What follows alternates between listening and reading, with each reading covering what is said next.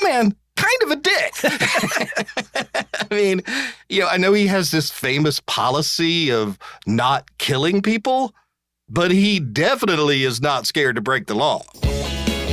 Welcome to Allegedly with Bo and Ryan, the only entertainment and law podcast that brings you the truth, the whole truth, and nothing but the truth. Allegedly. I'm Bo Bowen. And I'm Ryan Schmidt. You're listening to Allegedly with Bo and Ryan. We're coming to you from our law offices in beautiful, historic Savannah, Georgia, where we'll be chatting about pop culture, hot legal topics in the news, and doing our best to change the way people think about the law and lawyers. But first, a little about us. Bo is the world's greatest outdoorsman. Once when he was hiking, he actually got bitten by a rattlesnake. After 5 excruciating days of pain, the snake finally died. And Ryan is famous for his love of new cars. But the moment Ryan drives a new car off the lot, its price doubles in value. Together, we are Savannah's consummate renegade legal titans. And the only corporate and entertainment lawyers in the free world who have never lost a single case. Allegedly. Welcome to episode 8, Ryan. I'm guessing that's about one episode for every award won by your famous mustache. Or law firms that have disbanded instead of having to go up against the Bowen Law Group. Fair enough. Allegedly. So, I thought it would be fun today, Ryan, to talk a little bit about the MCU. I know, I'm a huge fan. What's your take on the MCU in general? I am also a huge fan of the MCU, the Marvel Cinematic Universe. But I gotta say, I'm a little burnt out a little bit by it, because when it was one movie a year, I was like, yeah, I'm up for that. But it just seems like every week there's another show, movie, whatever. And since it's all on the same timeline, if you miss one of them, you're screwed. I have to admit that I also get a little confused by the talk of phases. We're in phase 7 of the MCU. I mean, what does that even mean? Yeah, they have a predetermined amount of phases, and at the end of it, they're like, okay, well, that was all the superheroes. Yeah, so I get what you're saying. But you're right. I mean, one thing I have found pretty remarkable about the MCU, though, is the quality actually has been, some would say maybe not quite so much recently, but the quality over the length of time and number of movies has been remarkably high. Oh, absolutely. I mean, each movie, you get world-class storytelling, the visuals, top talent. I mean, there's a reason why they've been on top for so long. I mean, let's face it. You compare it to the DC movies. Yeah. I mean, there's been a few good DC movies, but overall, you have to give a major advantage to the MCU.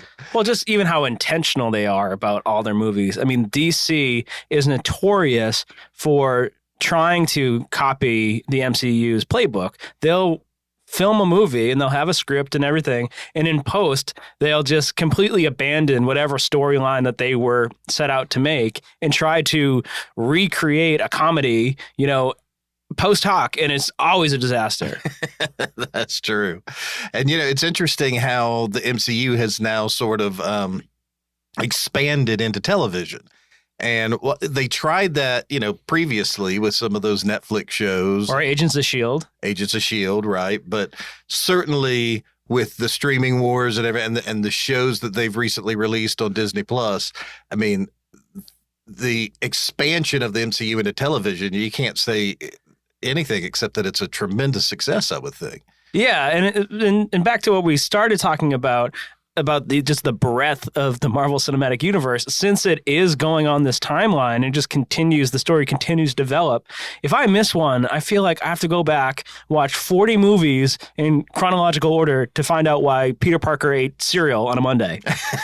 Fair enough. Well, I don't know about Peter Parker eating cereal, but I'll tell you what I did do this past weekend. I actually binge watched what I assume is probably one of your favorite shows of all time, She-Hulk Attorney at Law. Ooh.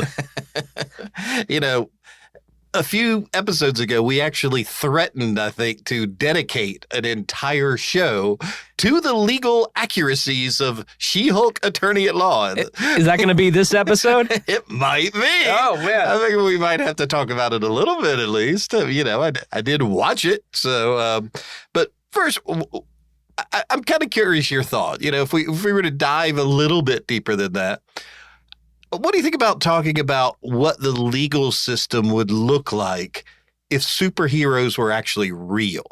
That's an interesting question for sure. I mean, and more important than people may think, you see superhero movies and now these television shows have really become one of the most dominant forms of entertainment. So they have a vast appeal and vast influence over global audiences. So, you know, it would be important to talk about just how accurate are they depicting society and legal challenges. Well, I mean, that's a good point. I mean, because as much as I would love to try a case against She-Hulk, I think overall, superheroes, particularly more recently, have really kind of blurred the line between what's legal and illegal. I mean, yeah, of course, you know Deadpool is one of my favorite movies, and it is certainly fun to watch him make wisecracks and kill all the bad guys. But, you know, in real life, you probably can't go gunning down dozens of henchmen without consequences. Fair enough. I mean, superhero movies do definitely tend to gloss over the legal issues, the ethical issues. But the need to operate outside traditional law enforcement is kind of why they're superheroes in the first place. I mean, think about it this way. No superhero in its origin story says, you know, the system is great. Justice always prevails. You know, just hire a lawyer. Well, first of all, that'd be a terribly boring comic book. And they'd be like, dude, you're just like a referral service. You haven't actually solved shit. But think about that.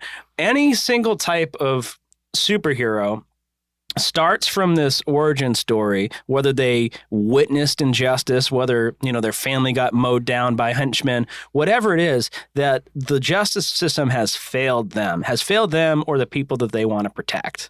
So in the beginning, the whole conceit of the superhero itself is that the legal system cannot be trusted to seek justice, to find justice. So they have to get that themselves, and they're going to assume that role to bring justice to the world. No, that's true. I mean, otherwise, every movie would end with the Joker or Thanos doing a perp walk with their hands cuffed behind their back by the NYPD. Well, you know, I mean, you're probably right. Not as interesting a movie. So, but, you know, who knew allegedly with Bowen and Ryan would suddenly turn into a deep philosophical debate regarding the ethics of superheroes? You mean that old debate? Exactly. But before we dive in any deeper into these ethical waters, I do want to start with She-Hulk. Now, like I said, I just binge watched the whole series. You've seen at least a few episodes. Yeah, of course. Okay, so I actually enjoyed the show, and I thought they did some things actually really right. I mean, they far more accurate, I would say, than even some legal shows I've seen. So I do want to give them props for that and talk about that a little bit. But I will also say there were also a few things that they got pretty wrong. Like the fact that lawyers don't really turn into giant green monsters in tailored business suits that magically still fit when they triple in size. Oh, well, I mean, that honestly kind of sounds a little bit like me after a particularly gluttonous lunchtime trip to Bella Mushroom. So I'm not going to pick nits here, but let's start by talking about some of the things that She-Hulk Attorney at Law really got right, okay, about the law. And the first thing that came to mind as I was watching, there's a case on the show in which Wong, the Sorcerer Supreme, okay, he sues a guy named Donnie Blaze, I think, and he sues him for copyright infringement because Donnie Blaze is using magic. Now, I don't know if there's a Donnie Blaze in the comics, but in the show, he was a magician that studied under the masters of the mystic arts, but instead of going on to become like a hero, he uses the magic he learned to perform at the Magic Castle in Los Angeles and to do an act, which is actually a real place, by the way. I actually went there last time I was in L.A. Wow. Very fun. But Donnie Blaze wasn't performing at that time. But nevertheless, Wong loses that case, okay, because the judge rules that magic cannot be copyrighted. So what do you think of that, Ryan? Yeah. I mean, again, we're getting into that whole idea of the idea expression dichotomy. I mean, ideas like magic tricks are just not protected under U.S. law. Copyright is only going to protect the expression of that idea. So you can copyright certain parts of a magic act, like the script or even of the choreography, a particular way you perform a trick. That way, other performers can't completely rip you off and do your show word for word, but you can't just copyright magic tricks themselves. And think about it this way. The magic trick, the illusion itself, is an idea. You know, the way you perform it and the sleight of hand and the Vanna White and ooh and ah, that is the expression. But the idea that you're going to have this deck of cards and you're going to flip your hands a certain way and do that, that is an idea. That is not a copyrightable expression. Now, the story you can tell the audience and the moves you do and the music, all of that can be copyrightable. But here, you know, the Sorcerer Supreme just didn't know that. And so he's just saying he copied my stuff. But it's actually happened in real life. You know, Penn and Teller actually won a copyright lawsuit against a Belgian magician that copied them on YouTube, but they won that because he had copied the way they performed the trick, not just because of the trick itself. Got it. But I do have to back up and ask you about something. Did you say the Vanna White? Has Pat Sajak been a magician this whole time and I just didn't know? Oh yeah, you mean when the vowels go up on the screen? I mean, there's nobody behind the curtain doing. He's doing that with his mind. You heard it here first, ladies and gentlemen. Let me give you another example of a case in the show that I thought they did a particularly good job. Okay, very realistic. There was a superhero named Leapfrog. Now, for those of you that didn't see it, imagine a superhero named Leapfrog, and that's probably exactly what he looks like. A big green frog suit. And what happens is Leapfrog has this suit custom made, and then it kind of explodes and he gets injured. And so in the case, he hires She-Hulk to bring a products liability claim against the manufacturer of the supersuit. Now, the show did actually a great job explaining the different types of claims that can be made in a real world products liability case. I mean, they talked about negligence. They talked about breach of warranty, strict liability, that type of thing. It was actually pretty impressive. Yeah, absolutely. And talking about that Leapfrog case, remember when I picked Matt Murdock as one of the top 3 fictional lawyers back in episode 3 of Allegedly with Bowen and Ryan? Well, Matt Murdock represents the manufacturer of the supersuit against She-Hulk and kicks the crap out of her. I mean, looks like I made the right choice. That's fair. I'll give you that one. And that episode shows a very realistic portrayal of what happens when a client withholds information from their lawyer. I'll give you the example. So the Leapfrog suit wasn't supposed to explode. It was supposed to help the wearer of the suit, Leapfrog, jump higher, and during cross-examination, Matt Murdock masterfully brings Leapfrog down this road, gives him just enough rope to hang himself.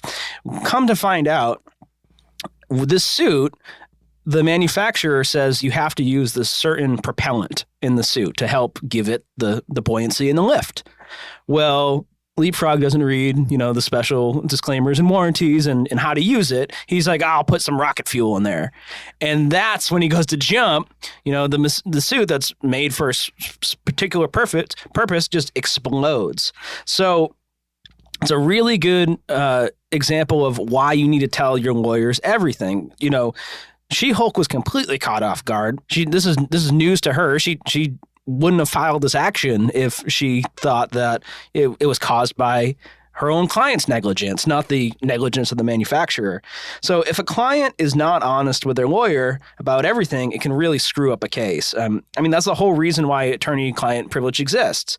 So you can tell your lawyer everything, and your lawyer can be prepared for it. But if you get surprised like that, I mean, game over. Last thing you want to do is get surprised at trial.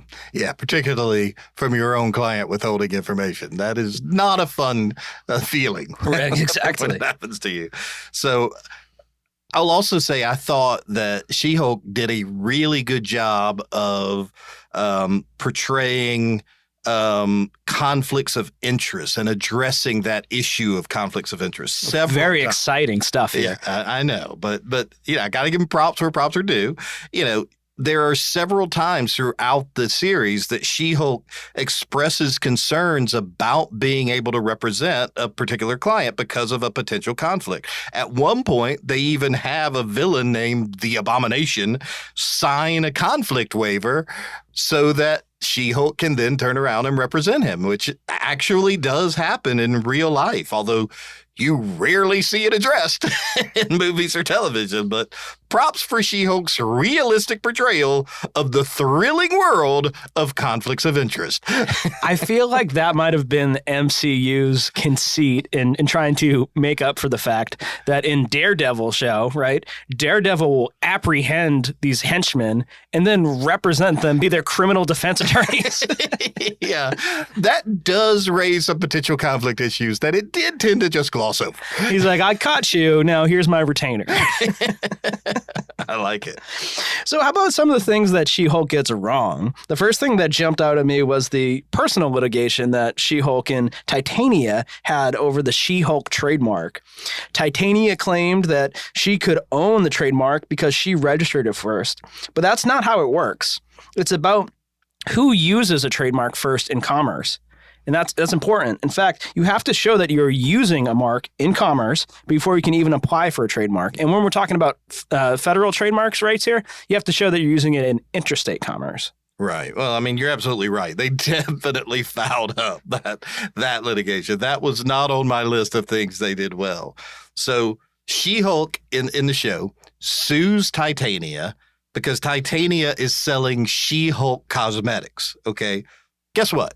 Titania absolutely could have filed a legitimate trademark application, especially considering that when you apply for a trademark, it's not just about the name or even who used it first, but it's also the type of usage. There's only potential trademark infringement if consumers are likely to be confused by the different uses. That's exactly why you can have Delta faucets and Delta Airlines. I mean, anyone with a brain is not likely to get confused or mixed up between a faucet and an airplane. I mean, in the same way, Titania absolutely could have a beauty products trademark, and She-Hulk could have a legal services trademark, or I assume a superhero trademark. I'm sure those probably exist in the MCU, but those things are totally different. So they just got that completely wrong.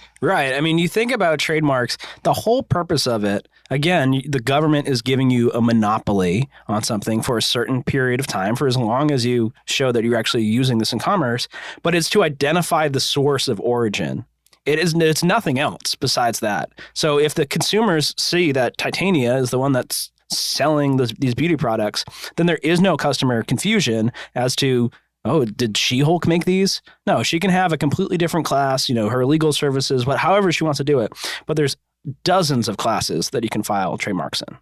Right. I think if they if Titania had put in like a picture of She-Hulk on the bottle or something like that, then she would have had a claim. But right. You would have a lot better evidence that she was trying to cause confusion because she was actually, passing it off as She-Hulk's goods and services.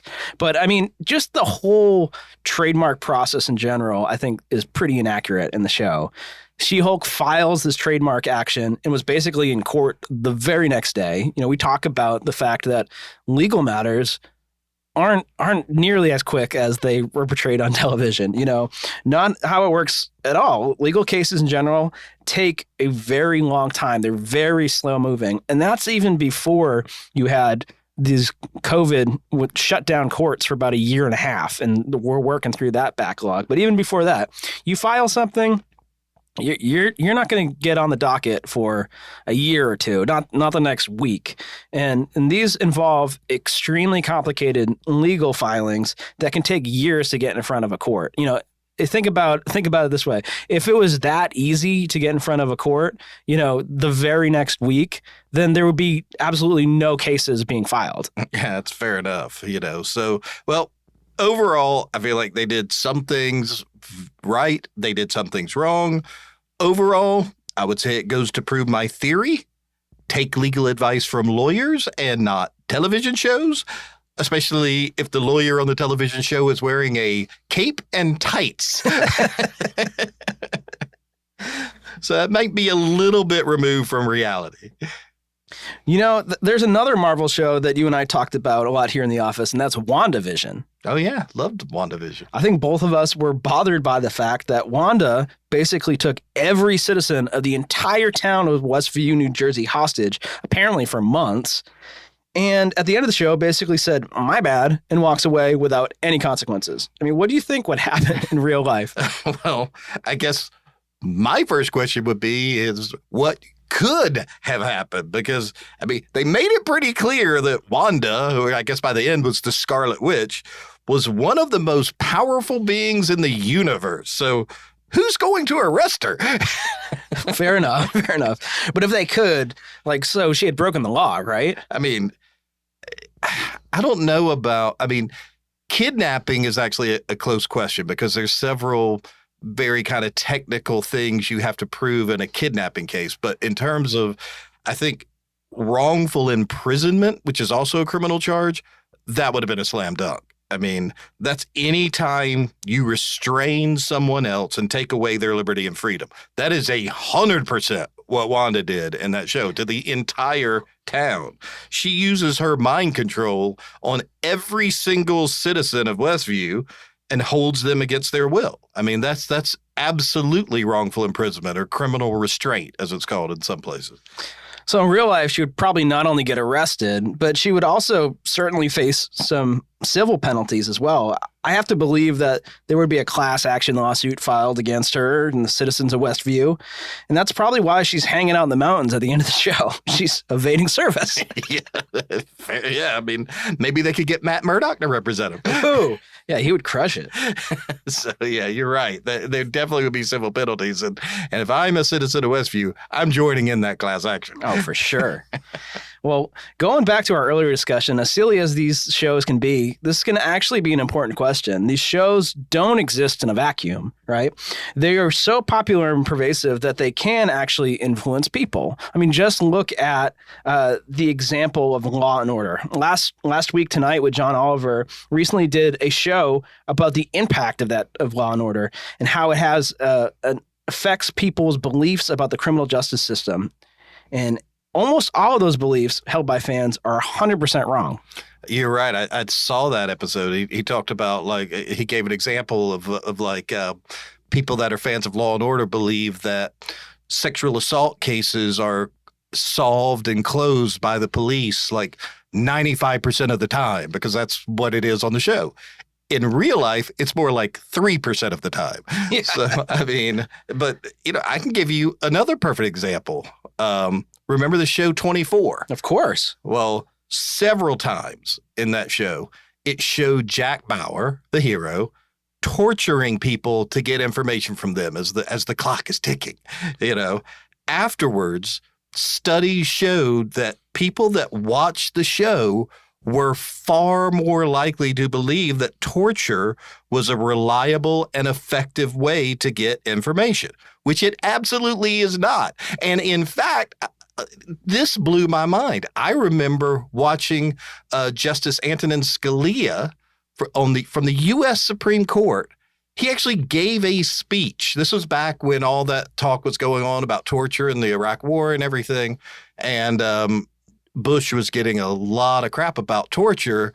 And Scalia actually brought up in a speech the show 24 in defending torture. And he was like, look, all you have to do is watch 24 and see how Jack Bauer is able to get information from people. I mean, are you telling me that we should prosecute Jack Bauer?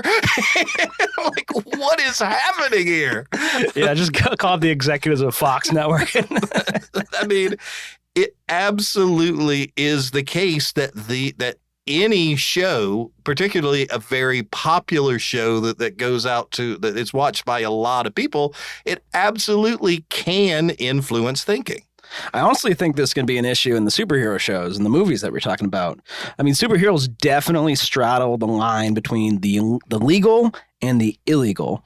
And think about how it's always the superheroes who personally decide and achieve justice, not the law. They aren't bound by any legal procedures. And if they were, Matt Murdock would never even have to be Daredevil. Yeah, he could just use his superpower of being an amazing lawyer all the time. But, even the fact they have superpowers, regular humans, even, law enforcement officers, they're not going to be able to force them to do anything they don't want to do.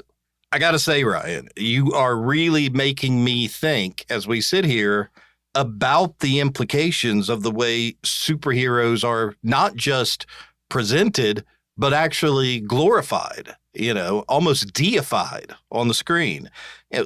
Superman might not be the best example. Superman is typically, I know there's some difference lately in the comics, but typically Superman is portrayed as a very good, nice, moral character. A lot of times he's even called the big Boy Scout in the comics themselves. But let's talk about Batman on the other hand.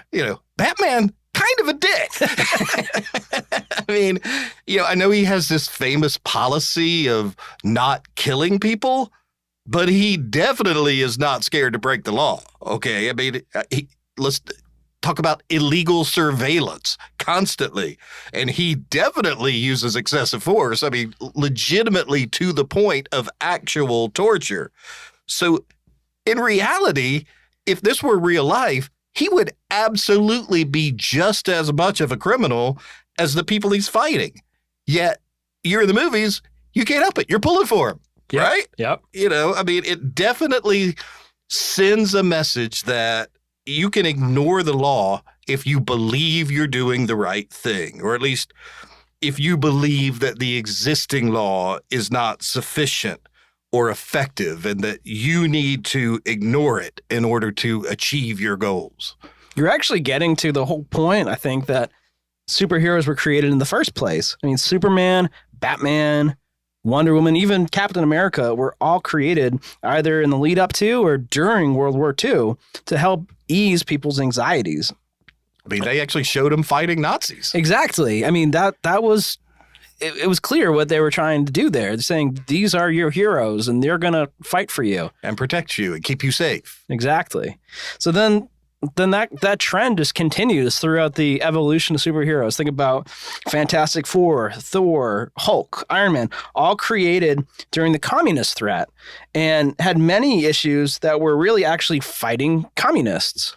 Yeah, you're right. And, I mean, I think it's interesting...